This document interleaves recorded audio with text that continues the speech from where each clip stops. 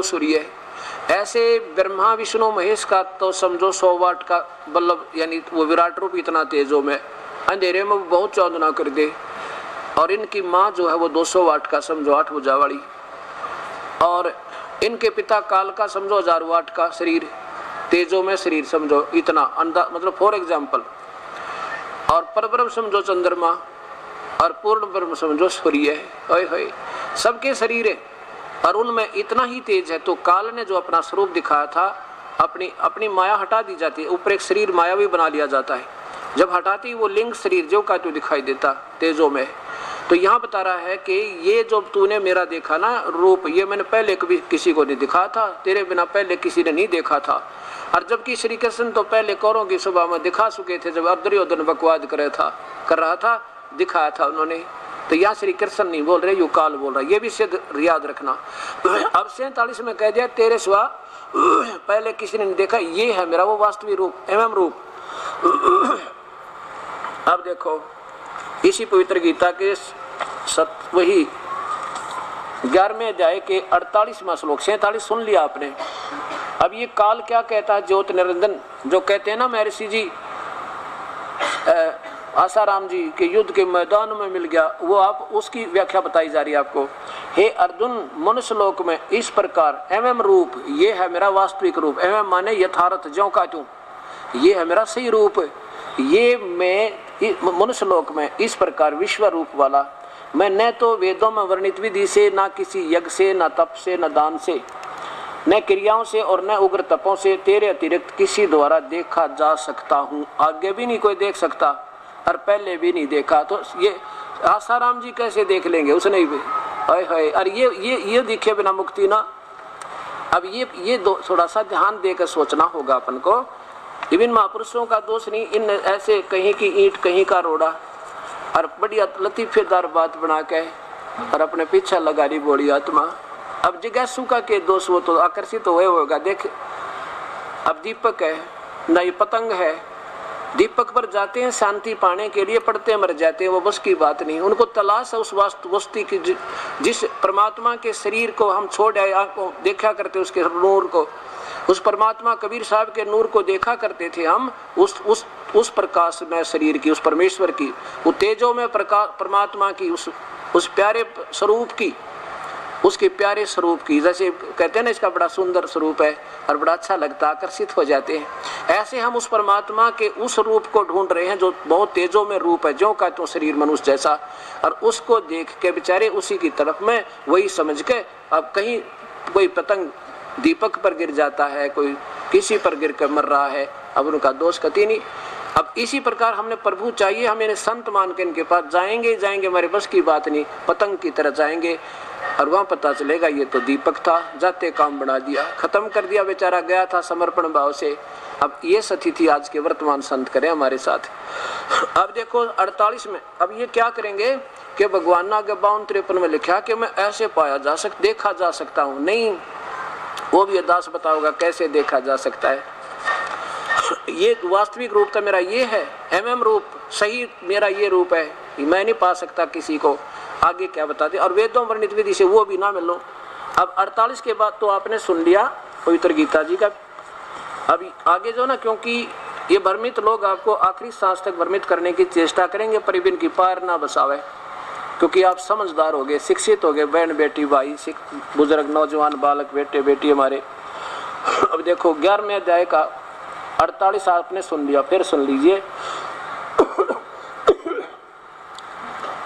हे अर्जुन, मनुष्य लोक में इस प्रकार विश्व रूप वाला न तो वेदों में वर्णित विधि से, वेदों में वर्णित, इसका सीधा अर्थ बना वेदों में वर्णित विधि है यज्ञ याग करणतः मैं नहीं मिलूं, और न ही दान से, न ही क्रियाओं से, और न उग्र तपों से तेरे अतिरिक्त दूसरे द्वारा देखा जा सकता हूँ। आगे भी नहीं देखा जा सकता और पहले किसी ने नहीं देखा, ये तो तेरे ऊपर अनुग्रह किया मैंने।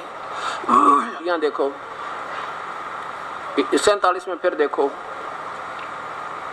अर्जुन अनुग्रह पूर्वक मैंने कृपा करके अपनी मेर तय अपनी रजा से तुझे ये स्वरूप दिखाया है। मेरा तेजो में शरीर तेरे से पहले किसी ने नहीं देखा था और आगे भी कोई नहीं देख सकता, नहीं देख सकता, नहीं देखा जा सकता हूँ, मैं नहीं देखा जा सकता। तो आसाराम ने कैसे देख लिया महाराज जी ने, यह समझ में ना आती मेरे। अब भगवान तो कैंसिल कर दिया, मैं नहीं देखा जा सकता। यहाँ देखो अब 49 देखो, मेरे इस प्रकार इस विकराल रूप को देखकर तुझको व्याकुलता नहीं होनी चाहिए और मूढ़ भाव को नहीं होना चाहिए। तो भयरहित प्रीति युक्त मन वाला होकर उसी मेरे है आप कहने को फिर देख मेरा उस शंख चक्र गदा वाला 4 भुजा वाला रूप देख ले मेरा, डरे मत ना। उसी शंख चक्र गदा पद्म युक्त चतुर्भुज रूप को फिर देख। ऐसा दिखाया उसने। कौन सा रूप दिखाया? अब थोड़ा सा और दिखाता हूँ आपको। अब ये 50 में फिर क्या लिखा है? वासुदेव भगवान, वासुदेव अर्जुनम। ये किसके वचन है? ये देखो ये संजय बोल रहा है। अब ये संजय बोल रहा है अपने देख करके, वासुदेव भगवान, क्योंकि संजय कृष्ण वासुदेव कहेंगे। अब वासुदेव का मैं बताऊंगा ना कौन है वासुदेव। अब भगवान वासुदेव भगवान ने अर्जुन के प्रति इस प्रकार कहकर फिर वैसा ही अपने चतुर्भुज रूप को दिखलाया और फिर महात्मा श्री कृष्ण सौमूर्ति होकर इस वैभूत अर्जुन को धीरज दिया। अब सुनो, अब आगे जो 51 और 52 होगा ना, इसमें समझने से पहले आपने एक बार फिर इस पवित्र शास्त्र ये देखना पड़ेगा। ये ब्रह्मांड का चित्र फिर देखिए। ये काल जो है चतुर्भुज रूप में यहाँ रहता है इस ब्रह्मांड में, और ये सतोगुण प्रधान क्षेत्र है। इसमें ये काल स्वयं महाविष्णु रूप में और दुर्गा को अपनी महालक्ष्मी रूप में रखता है और कहता है ये है वो मेरा, मैं ऐसा ये चतुर्भुज रूप देख ले मेरा, मैं वो चतुर्भुज रूप हो गया हूँ। और फिर गुप्त होकर श्री कृष्ण में चला गया और कृष्ण दिखाई दे रहा अकेला। अब फिर बोलना शुरू करता, क्या कहता है? अब ये कहता है ये है ना, ये देखा जा सकता हूँ मेरी कृपा तो कैसे है। अब दिखाता हूँ कि जब आपको देवी भागवत महापुराण में आपने पढ़ा, और उससे पहले ये आपको फिर थोड़ा सा पढ़ाना पड़ेगा देवी भागवत महापुराण। जब ये 51 और 52 आपके समझ में आओगी, नहीं तो या फिर उलझ जाएगी बात, क्योंकि अब इतना निर्मल ज्ञान आ गया सामने, और इसको जब तक हम ढंग से नहीं समझेंगे तो ये उलझेड़ा फिर गेर के मानेंगे आप में। पर ये दास की हर प्रयत्न रहेगा कि कहीं भी, अब ये तो एक अज्ञान और ज्ञान का आपस में कबड्डी का खेल हो रहा है।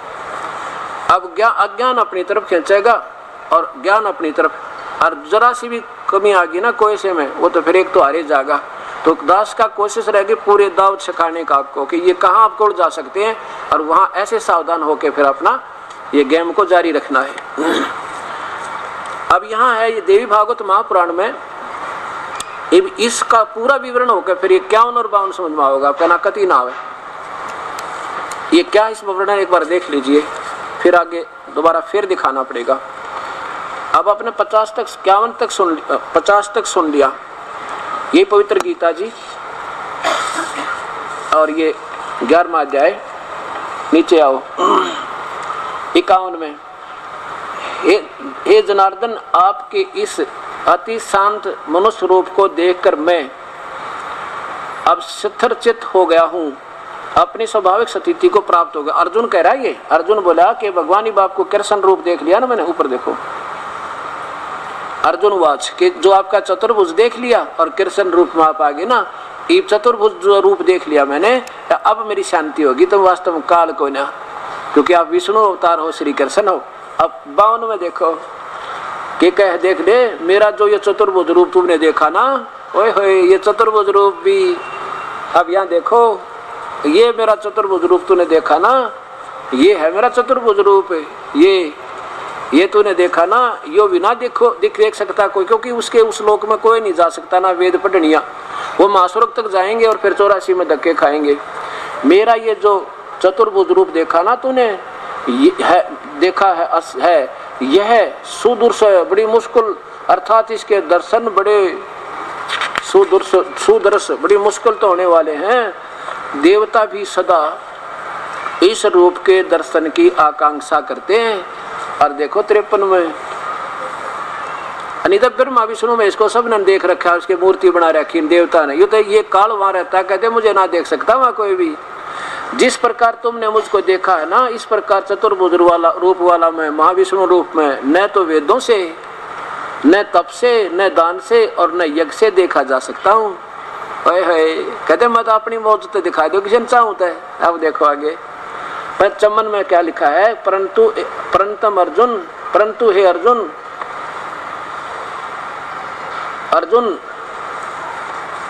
अनन्य भक्ति के द्वारा, अनन्य भक्ति के द्वारा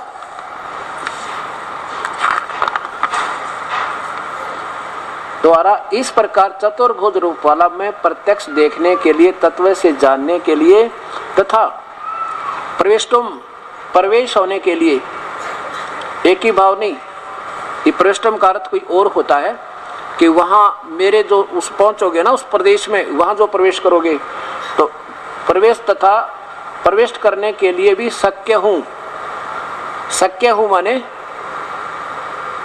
यानी मैं फिर आप मुझे ऐसे देख सकते हो, मेरे पास कैसे शक्य हूँ। अनन्य भक्त क्या होगा, यानी जो आंख मीच के श्रद्धा पूर्वक केवल वेदों अनुसार ब्रह्म साधना करता रहेगा युगों तक, उसको फिर ये क्या बनावेगा, ये ब्रह्मा विष्णु महेश रूप में अपने घर जन्म देगा, अपना बेटे बनावेगा 3 और फिर इनको घुमावेगा ऊपर, और वहाँ महाब्रह्मा महाविष्णु महाशिव रूप में ये उनको देख सकते हैं।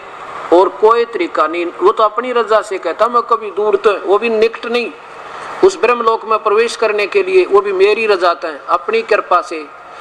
अनन्य भक्त को जो और उपासना वाले तो सब सपने में भी नहीं देख सकते, और वो और किसी पूजा पाजा से नहीं, वो तो मैं अपनी रजा से दिखा दूं तो दिखा दूं, एक देखो ना तक कुआं में पड़ो, यानी परमात्मा प्राप्ति हो नहीं सकती और मुक्ति इनकी हो नहीं सकती। तो इस प्रकार अब देवी भागवत महापुराण में क्या लिखा है कि देवी ने इन तीनों को, ब्रह्मा विष्णु महेश को पहले तो हंस में लाई, ये बेहोश पड़े थे, और फिर इन तीनों को विमान में बैठाया और विमान में बैठा के फिर इनको कहाँ घुमाया, ऊपर ब्रह्मलोक में ले गई, एक महा स्वर्ग और देखा, फिर आगे पहुंचे तो एक विश्व ब्रह्मा और देखा, ये काल बैठा था माँ ब्रह्मा रूप में, महाविश्व पार्वती महासावित्री रूप में या दुर्गा वहां पर, और दूसरी जगह पहुंचे तो शिव जी देखा, ये काल महाशिव रूप में बैठा, तीसरी जगह पहुंचे क्योंकि अजाजा अलग से 1 सेकंड में इनसे पहले पहुंच ले तो बहुत शक्ति तेज है इन तक, ये विमान में बैठे वो सेकंड में जाले अपनी सिद्धि तक, और फिर पहुंचे कहाँ, विष्णु के लोक में, एक और विष्णु और देखा, कहते हैं ऐसे शक्य हूँ, ऐसा मैं अपनी कृपा से दूर से प्राप्त दर्शन करा सकता हूँ, ना मेरी प्राप्ति तक किसी प्रकार भी किसी विधि नहीं हो सकती। और फिर क्या बताया भक्त ने, कहते जी हमारे गुरु जी ना आसाराम जी एक नाम और देते हैं, सोहम, सो बाहर हम अंदर, और तेरा बुलाओ यो। अब ये सोहम शब्द लाए कहाँ थे, ये पूछो इनते।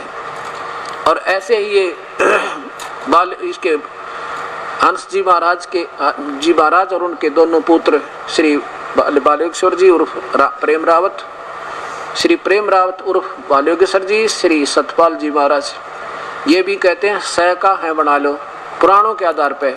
पुराणों का कोई भी विधि हमने मान्य नहीं है, पुराणों की होते एक व्यक्ति विशेष की अपनी सोच है, एक किसी देव विशेष की, और वेद और गीता ये परमात्मा की देन है, प्रभु का संविधान है, वही भक्ति करनी है। और जो कर रहे हैं ये सह है, ये नाम भी शास्त्र विरुद्ध है, और सोहम नाम तो ये दे ही नहीं सकते है।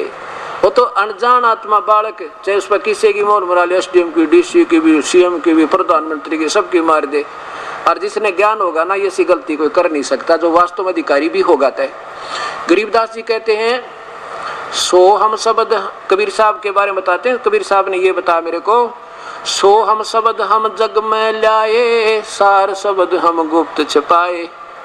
हमने ये सोहम शब्द भी हम लाए, क्योंकि ये इनको नोबिना विरा किसका जाप है, ये तत्वंतर ये किसका जाप है। कहते हैं सोहम शब्द हम जग में लाए, पर सार शब्द हमने गुप्त छिपाए। वो सार शब्द बता दो कोई आज तक, बताओ सार शब्द को। अब आगे चल के कोई कर्महीन जो होगा, बुद्धिहीन जो अपना मार्गदर्शन दूर हो जाएगा गुरु से, फिर वो किसी को चाहिए बता भी दो, पर अब ये सबको पता लग जाएगा कि ये मूर्ख है, ना इसको अधिकार है ये नाम बताने का ना देने का, जैसे हमने किसी को तीसरा मंत्र दे भी दिया सार नाम, लेकिन सार शब्द अभी भी नहीं उनको बता पाएंगे, क्योंकि जब कति ठनका कर देखा जाता है तब वो सार शब्द दिया जाएगा।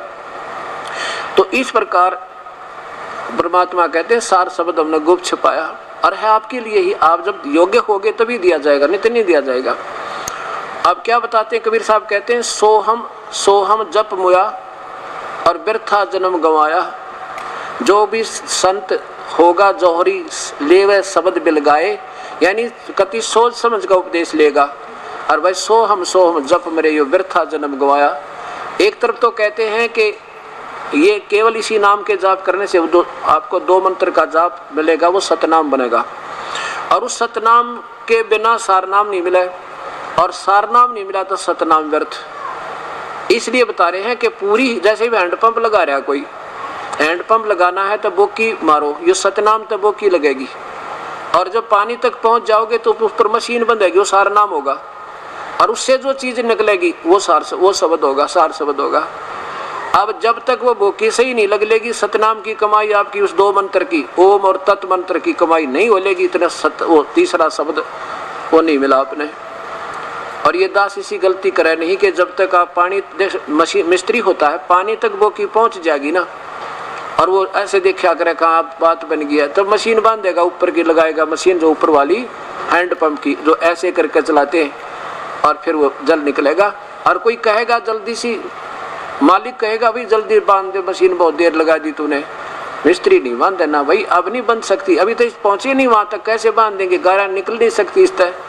तो ऐसे ये तीसरा नाम दास अपनी इच्छा से देगा, और ये दोनों मंत्र आपको समय पर मिलेंगे। 4 महीने तक तो पहला मंत्र जो यहाँ तक आपको बिल्कुल सब कमलों को खोल देगा, और दूसरा मंत्र सतनाम होगा, जिसमें एक मंत्र ओम इस ब्रह्म का और एक तत्व मंत्र उस दूसरे भगवान का पर ब्रह्म का, और तीसरा पूर्ण ब्रह्म का।